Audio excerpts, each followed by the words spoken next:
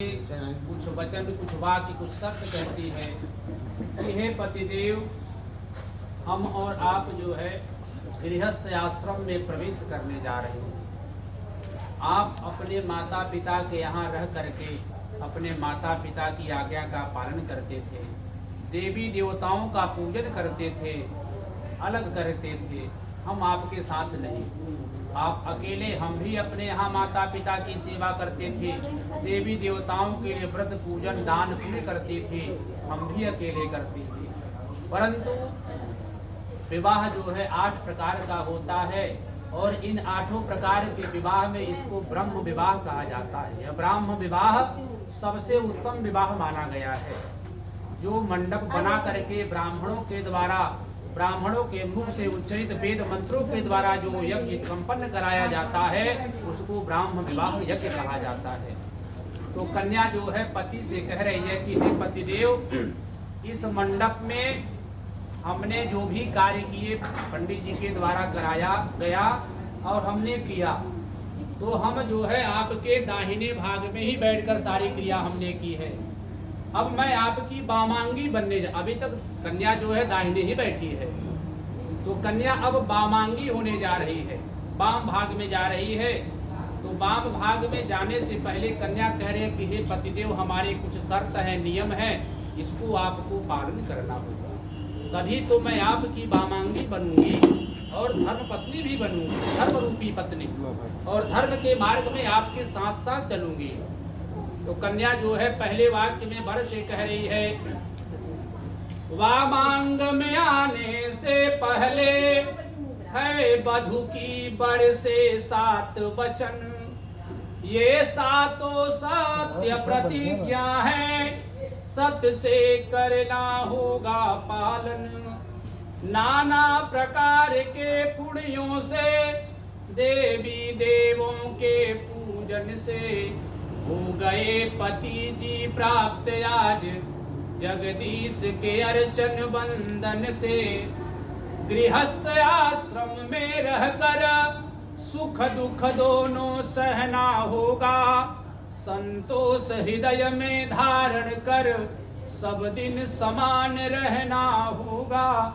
प्रथम शर्त में कन्या जो है वर से कह रही है कि हे पतिदेव, हमने अपने जीवन में अनेक प्रकार के जप किए, तप किए, देवी देवताओं के लिए व्रत रखा और उस व्रत के पुण्य के प्रभाव से हमारा पुण्य जब पूंजीभूत हुआ है, तो आज उस व्रत के प्रभाव से आप हमको पति रूप में मिले हैं और आज से हम और आप गृहस्थ आश्रम में प्रवेश करने जा रहे हैं।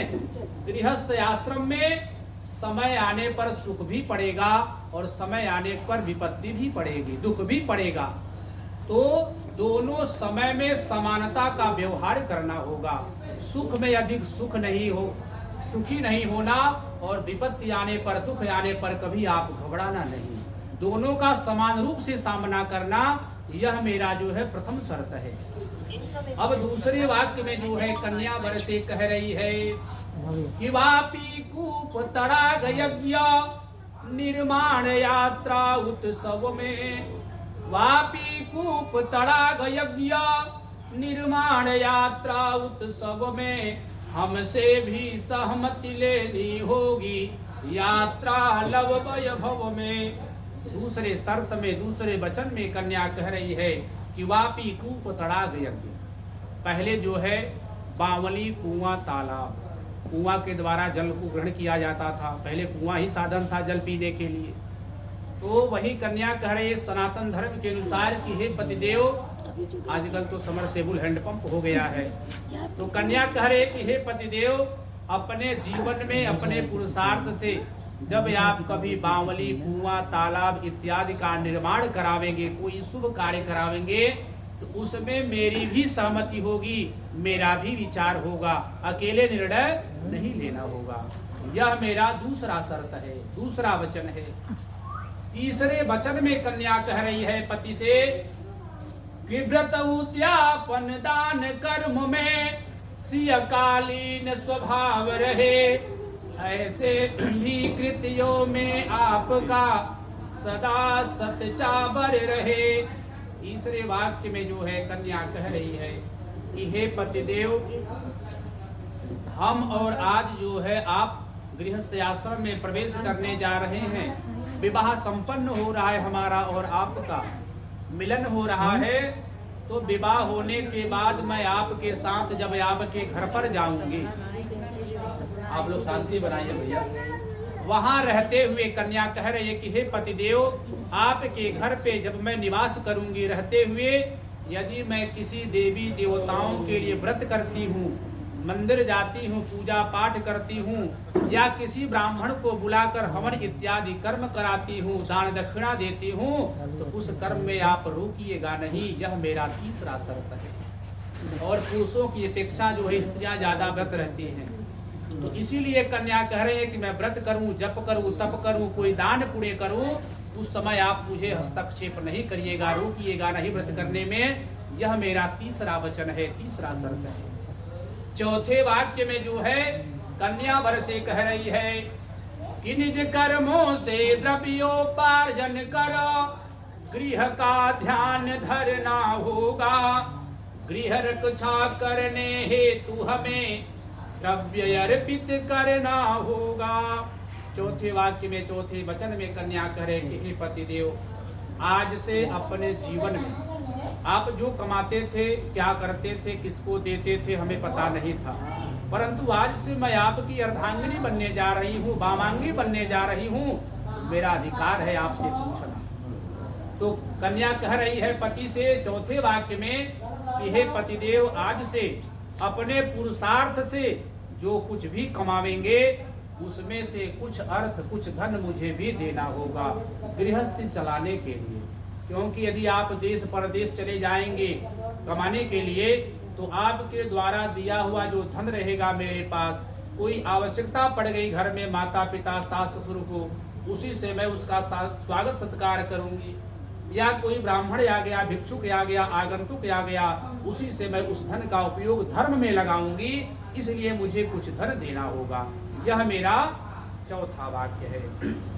पांचवें वाक्य में कन्या कह रही है कि गज पशु अश्व रजत हेम, जो भी करिए रोजगार कभी, बिन पूछे हे पतिदेव, परदेश को ना होइए तैयार कभी। पांचवें वाक्य में कन्या कह रही है कि हे पतिदेव, आज से आपको इसके पहले कोई पूछता था या नहीं कि आप कहाँ जा रहे हैं, कहाँ गए थे, कब आएंगे, ये सब कोई आपसे पूछा या नहीं पूछा हमें नहीं मालूम, परंतु आज से मैं आपकी अर्धांगिनी बनने जा रही हूँ, वामांगी बनने जा रही हूँ। मेरा अधिकार है कि आप जो है कहीं जाएंगे घर से बाहर तो मुझे बताकर ही जाएंगे। और अपने जीवन में आज से जो भी बिजनेस व्यापार क्रय विक्रय करते हैं, लेन देन करते हैं व्यापार में, तो मुझसे भी सहमति लेनी होगी, मेरा भी राय विचार लेना होगा। यह मेरा जो है पांचवा शर्त है। छठे वाक्य में कन्या कह रही है, छठवां वाक्य कन्या का बहुत ही महत्वपूर्ण वाक्य होता है।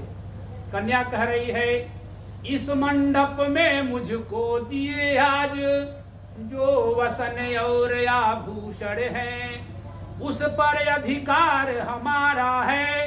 हे पतिदेव, इस ब्रह्म विवाह में साक्षी अंबिका गजानन है। छठे वाक्य में कन्या कह रही है, छठे वचन में कि हे पतिदेव, इस विवाह मंडप के मध्य में आपने हमारे लिए, हमारे निमित्तिक जो भी वस्त्र साड़ी श्रृंगार आभूषण जो भी लाया है, इस पर केवल मेरा अधिकार होना चाहिए, अन्य किसी का नहीं। और यह जो है कन्या का छठा वाक्य है।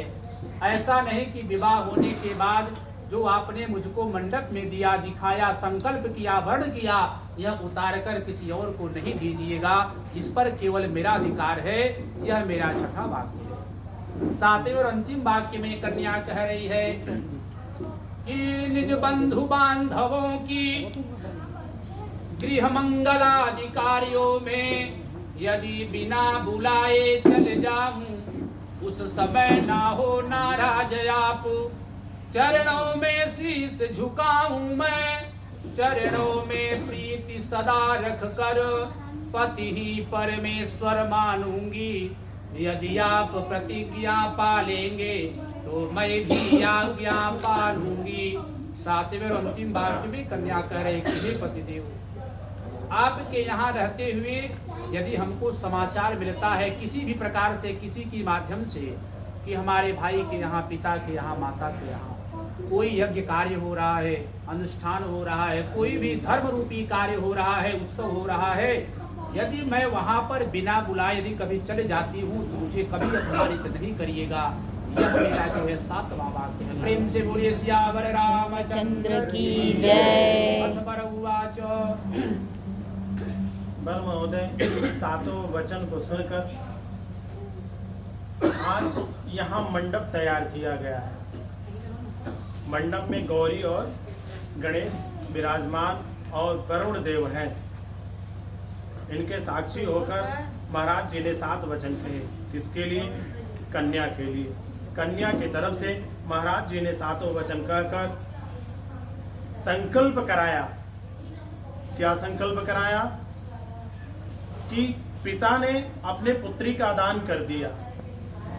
दान की वस्तु सजीव हो या निर्जीव, वो हमेशा दासी के समान होती है। इसलिए कन्या 7 वचन कहे। अपने वचनों में वर महोदय को बांधा,